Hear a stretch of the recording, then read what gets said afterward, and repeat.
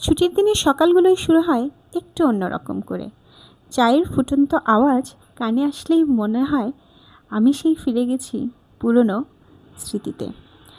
আমার সেই পুরনো কাপগুলোতে চা ঢেলে নিয়ে খুব আয়েশ করে জানালার পাশে বা বারান্দায় বসে চা পান করেছি।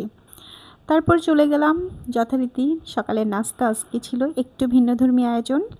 লুচি ভেজে নিয়েছি সকাল সকাল, আর আগের দিন রাতের করা পায়েস। দেখতে পাচ্ছেন পায়েসটা কত সুন্দর হয়েছে মাশাল্লাহ।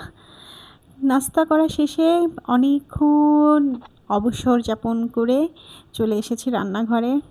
আমার কাজের খালা মাছগুলো কেটে দিয়ে গেছে। করেছিলাম ট্যাংরা মাছের চচ্চড়ি আর মুরগির লাল ঝোল। মুরগির লাল ঝোল আমার খুবই পছন্দের একটা খাবার। তো ভাত মেখে খেতে বসেছি। দেখতে পাচ্ছেন মাঝে কিন্তু বসে থাকিনি, অনেক অনেক কাজ করেছি। খাওয়া শেষ করে নিয়ে পরন্ত বিকেল, দেখতে পাচ্ছেন আমি কিন্তু আবার এক কাপ কফি। বিস্কিট কিন্তু আমি খাবো না, কিন্তু তারপরও ছবি তোলার জন্য বিস্কিটটি আনা হয়েছিল।